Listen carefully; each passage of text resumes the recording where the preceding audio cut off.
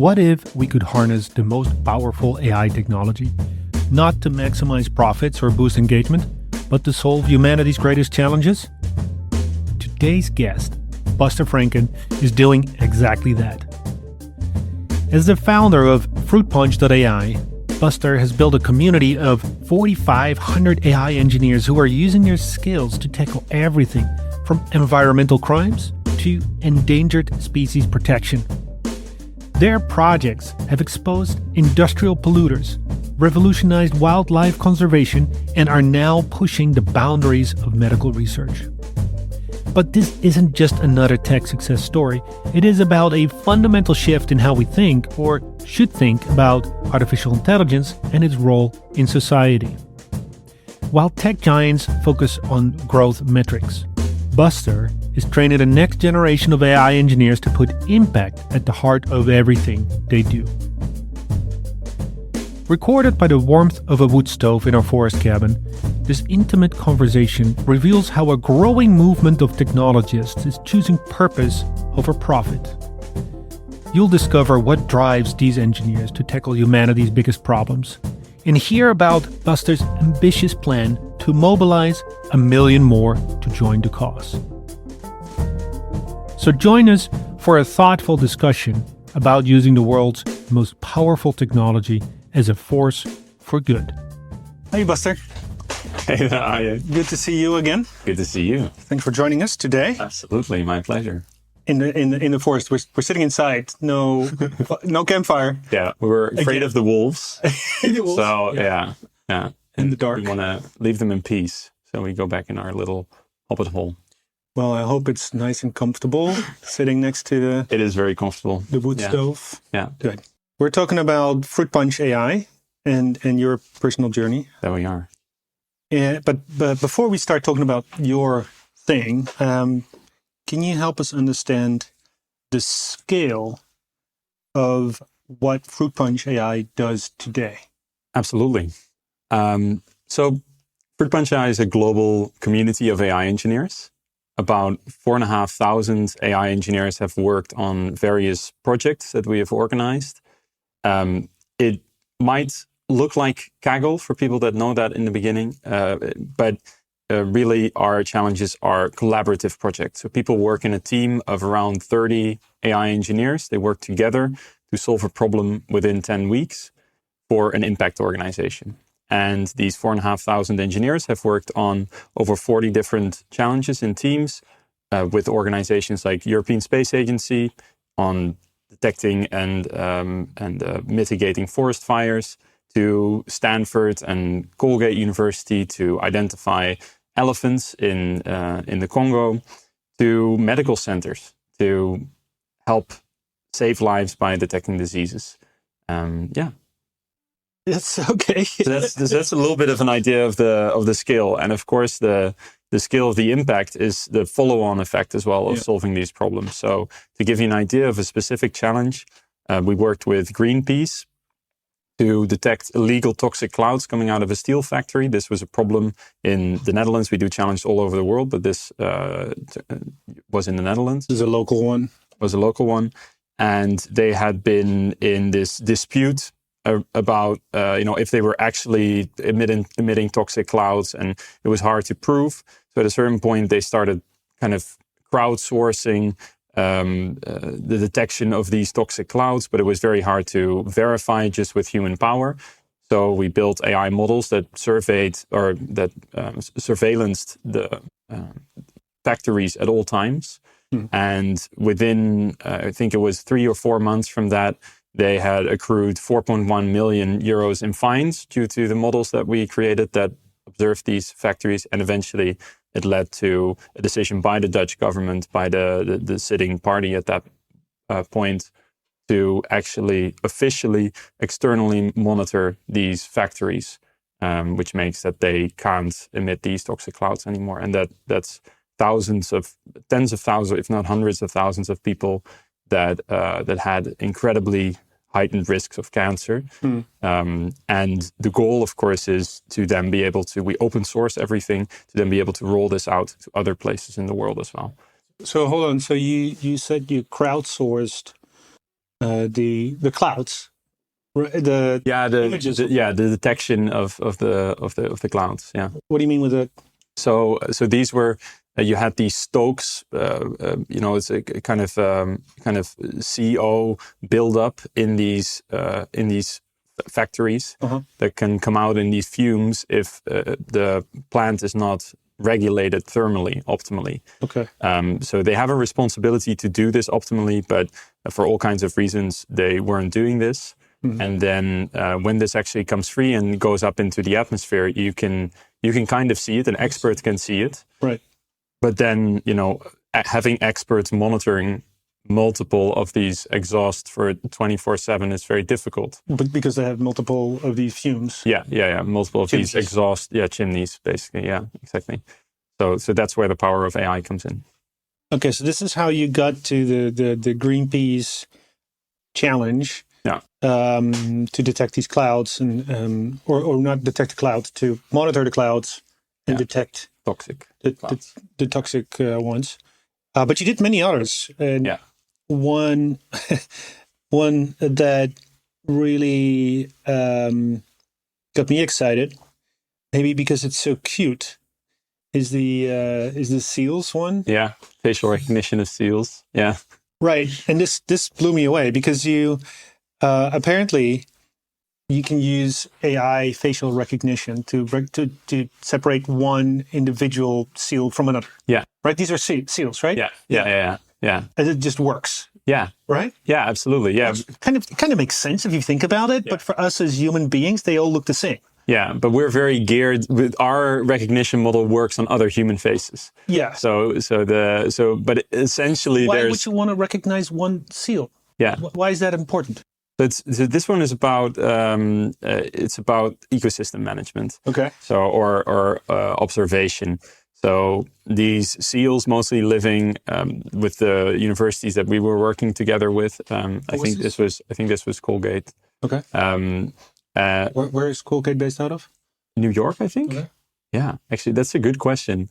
Yeah, we're always working online, so you don't even So I'm not 100% crystal on where exactly they are. But they're pretty smart. They're pretty smart. Okay. Yeah.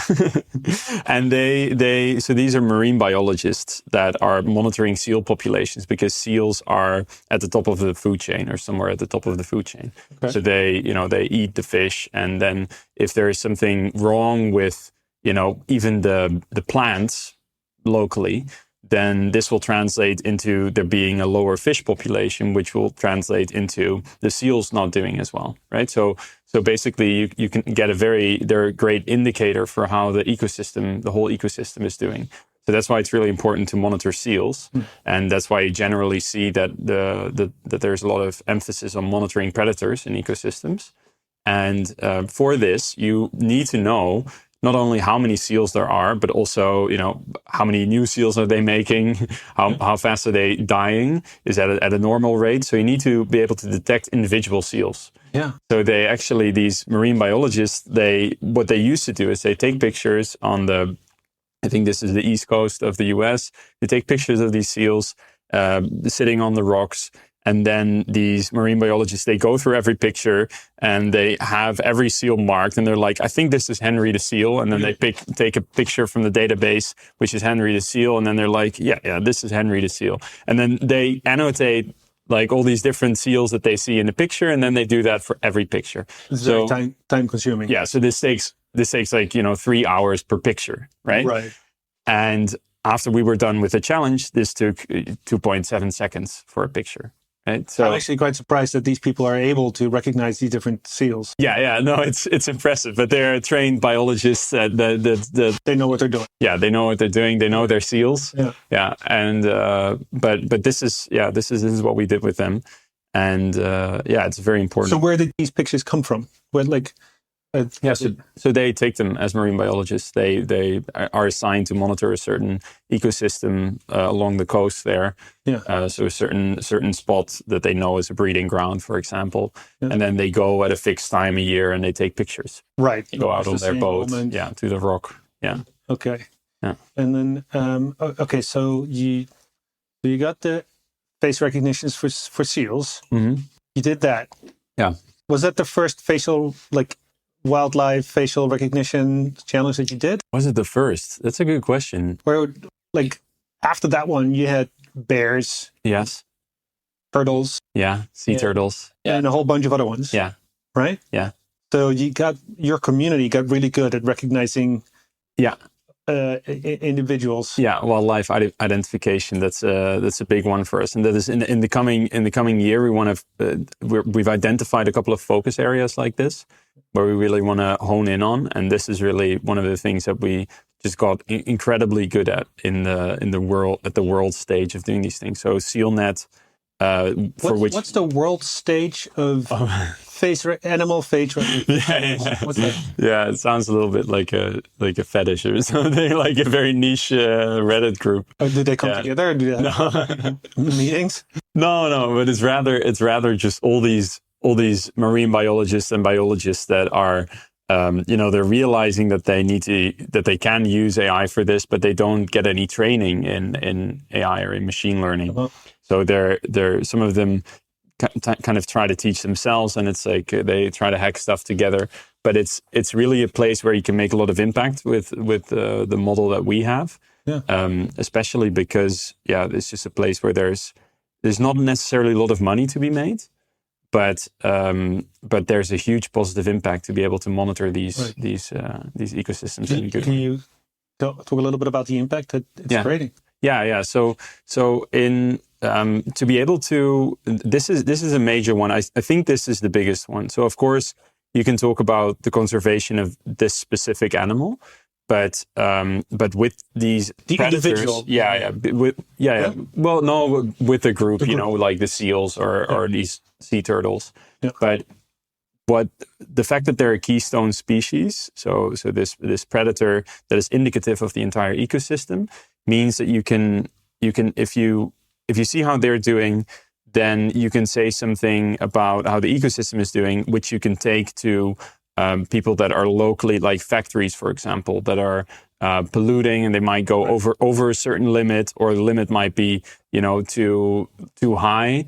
And then you can take this information, this actual data about but over time there has been this change, to actually go to local governments and as evidence and say this needs to change in this way. So did that happen with one of these challenges? I haven't got a direct report back that they did had a lawsuit or something. Yeah. But this is generally their goal with this. So I'm guessing they're doing this all the time. Yeah. Do you have an example of another challenge where you created very tangible impact? You mentioned the one with the clouds, of course, which was a real success. Yeah. Are there others?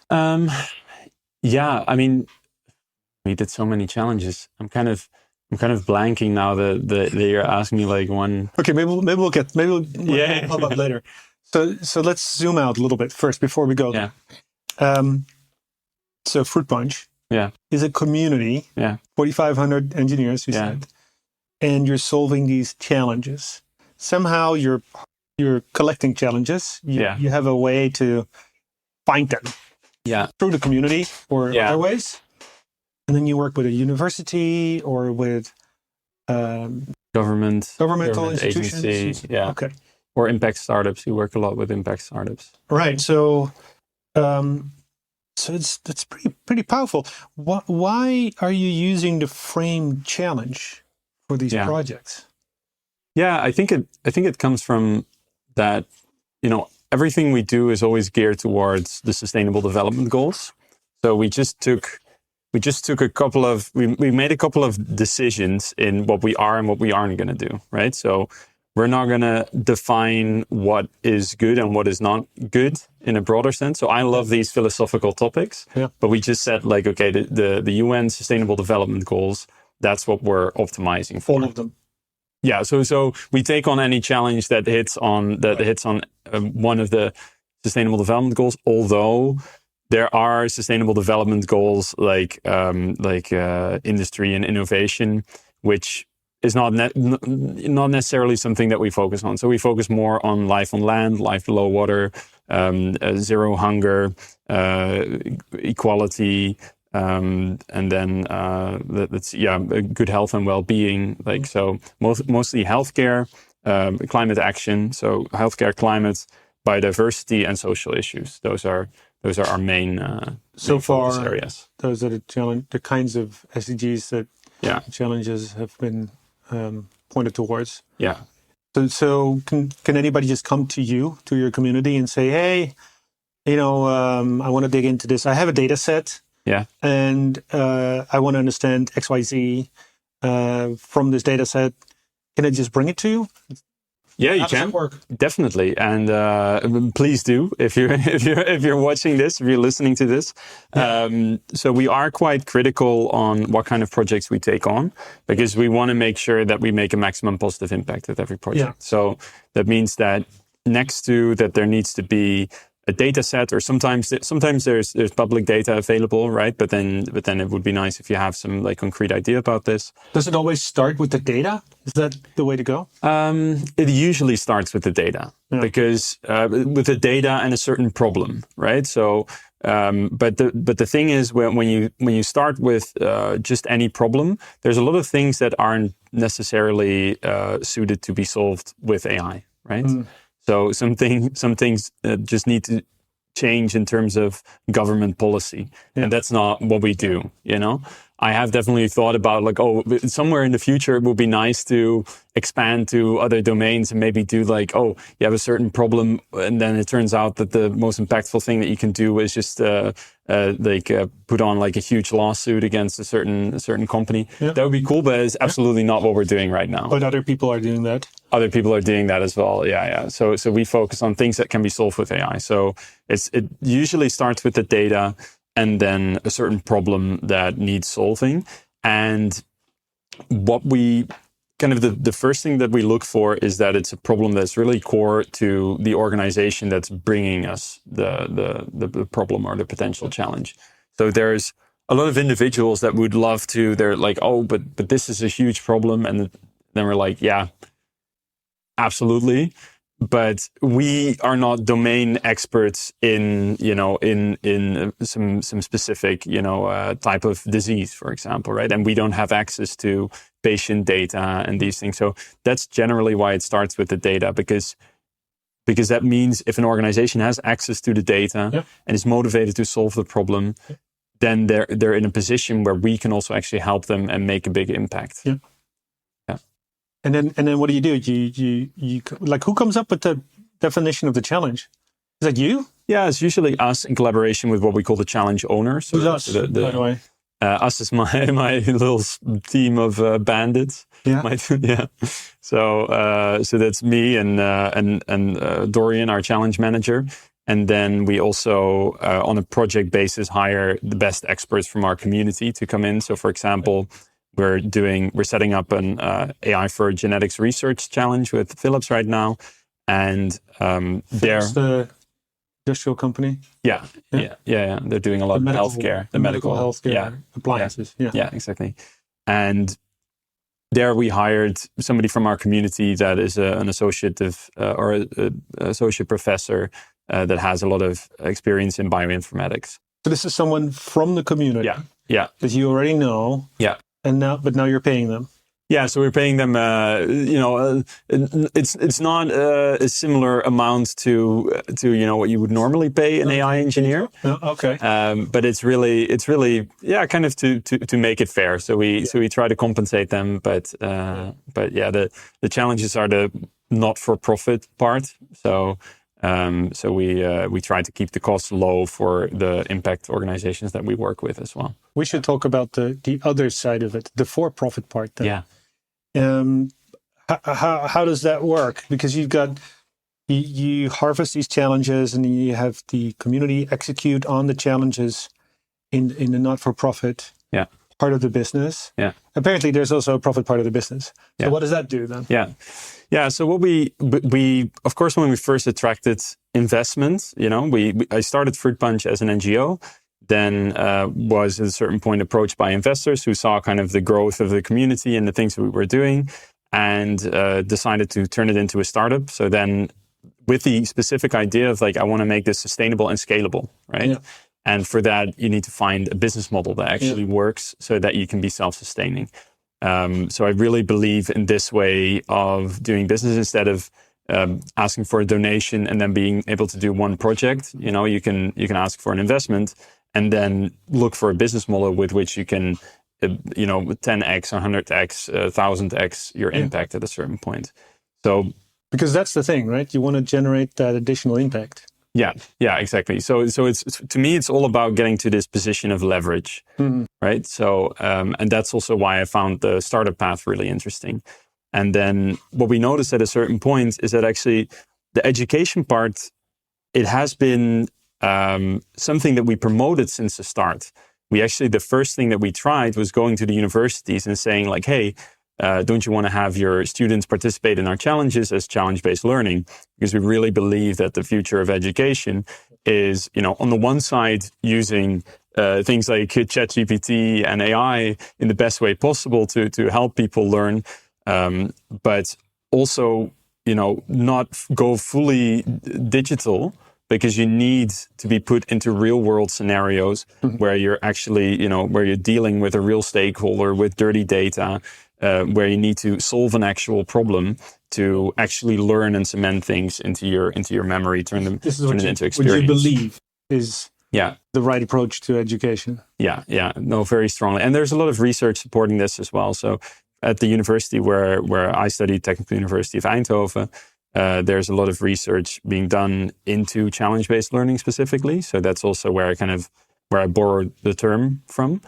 And back then, Isabel, the professor that was working on this, we had regular conversations. At a certain point, she told me like, we put a PhD student on trying to make a business model out of challenge-based education. Didn't work. And then I said like, well, watch me and we'll talk in a few years. And then I'll, so I kind of, so it's always been a very important part of what we're doing. But then in the beginning, universities, we couldn't take it past the stage of like a pilot project, because of course it fundamentally changes the way that we're educating people, right? So it's not evaluating people based on a test. So sorry, I just want to make sure we all understand what you're talking about. So challenge-based learning means that you don't just get a normal assignment, right? One off the shelf that the professor has been using in the past couple of years, but you get thrown into the deep end. Yeah, real problem. With a real problem, with dirty data. Yeah, real stakeholder.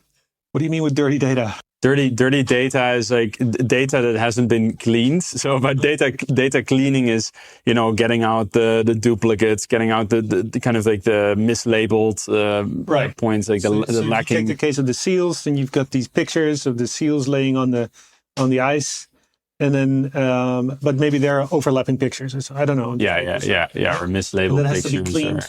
Okay, exactly. All right. Yeah, to train the machine learning. So, but that's the challenge: is figure all these things out.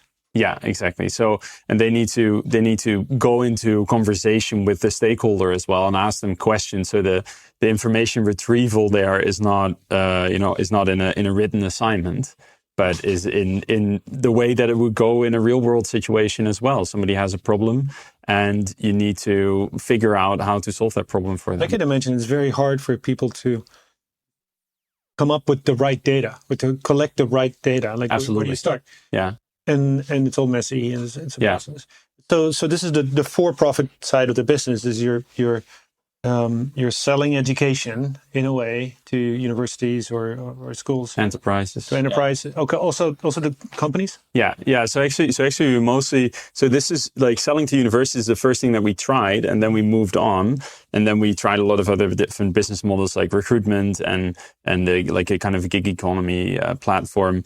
But in the end, we got back to education because while we were doing these challenges, we kept being approached by companies that were like, "Oh, can our engineers participate in your challenge, but then work on specifically the MLOps part? And can they be in a team together so we have a little bit of team building?" So we just started asking money for this. Yeah. And then at a certain point, we were like, "Oh, wait, people actually want to pay to participate in our challenges." So it's like the exact opposite. So people usually ask me first, like, so do you pay these people that participate in your challenges? Yeah. And now the reality is that we have some volunteers in the challenges, but we have people paying to participate in the challenges. Right. But there's a different skill level as well. Yeah, exactly. Right? The volunteers are like experts. Yeah. And then the others, the youngsters, are paying. Yeah, the youngsters or people generally, they're people that trying to get into the field. already professionals. I would say already programming professionally, but then are getting into machine learning, or want to upskill in a specific skill. So we have a lot of meteor people as well. And they then pay to also get a little bit of extra guidance from the experts on our team, or experts that we pay from the community to give this guidance. So if you're an AI engineer or an engineer who wants to get into the AI space, you want to provide them with a place that they can go to. Yeah, exactly. To apply their skills, do something good for the world. Yeah. And then change the course of humanity. Is that what I just heard you say? Yeah, exactly. Yeah. Yeah, and we also provide courses and live programs for people to actually learn how to apply AI, right? And a platform where they can interact with a lot of other engineers and improve their skills. Why do we need to change the course of AI? Of humanity.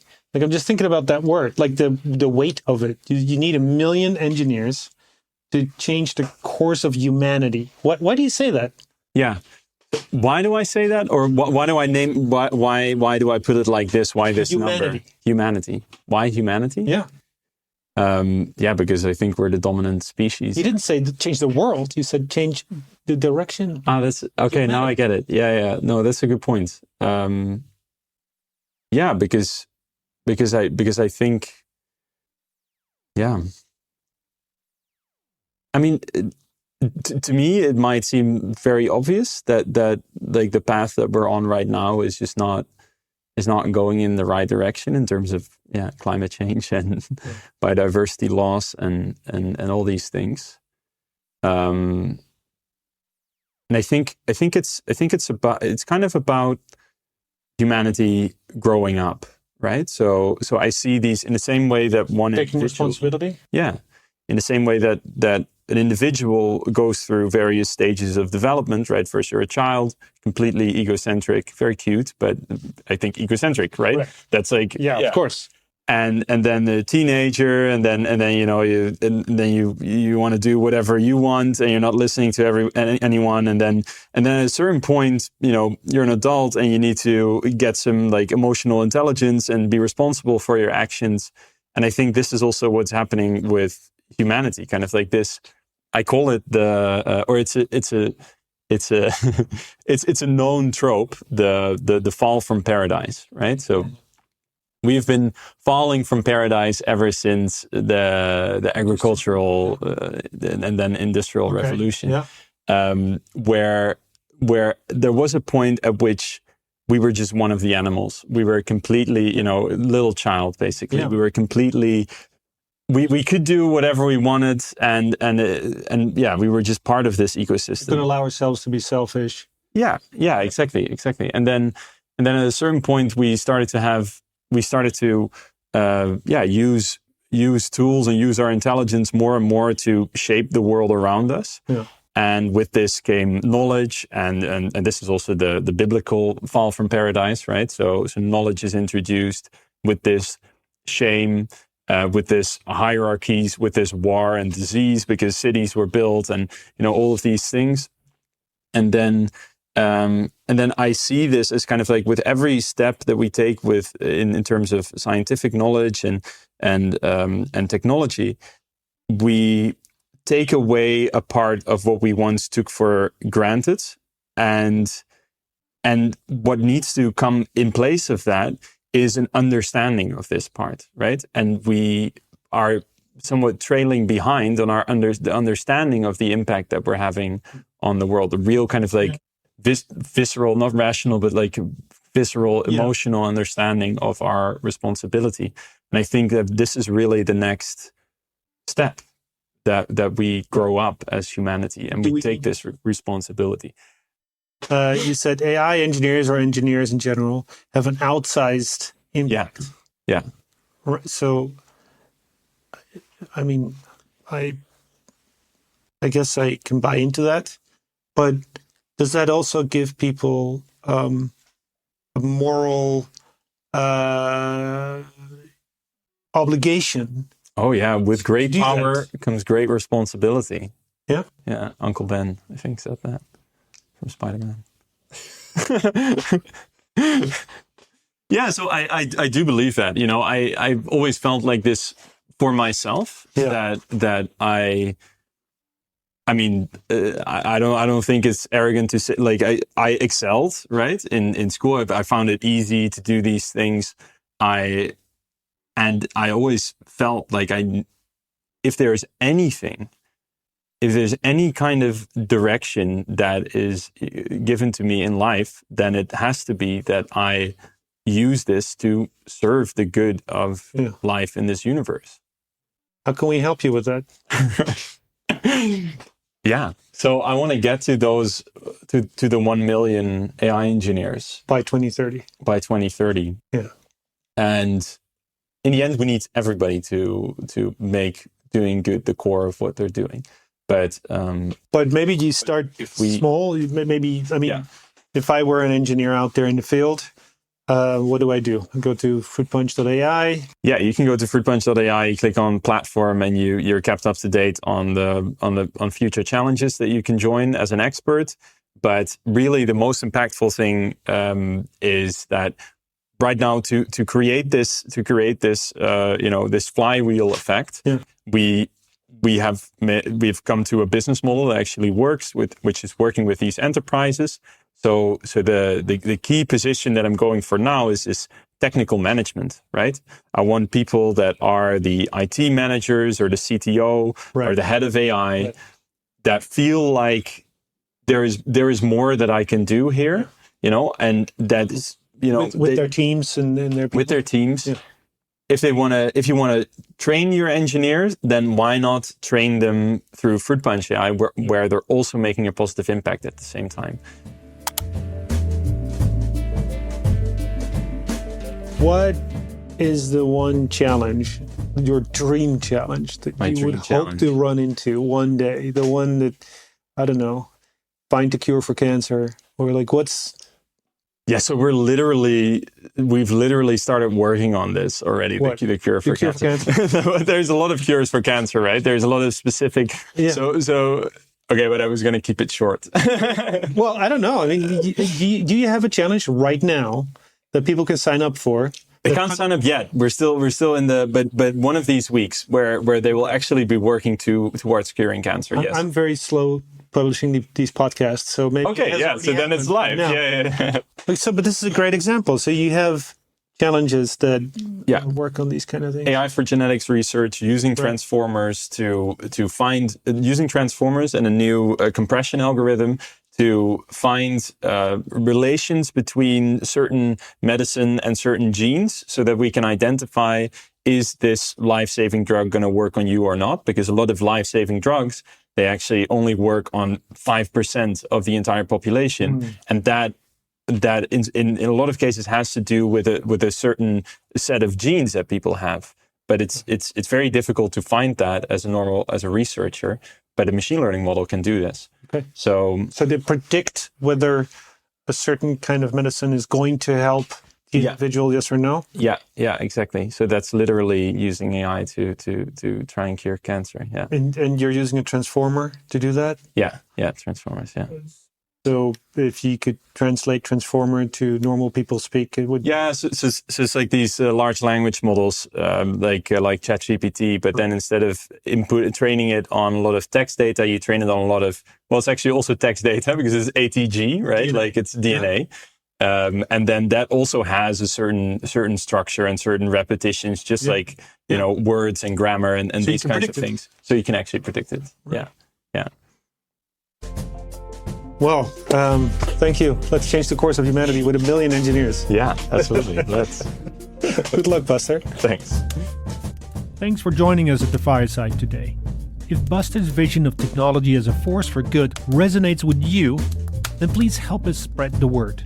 You'll find Impact Innovators at the Fireside on Apple Podcasts, Spotify, and other major platforms. Consider giving us a rating. It helps others discover these conversations, and sharing your favorite insights on LinkedIn can spark important discussions in your own network. Join us next time as we continue to explore how technology can help solve humanity's greatest challenges.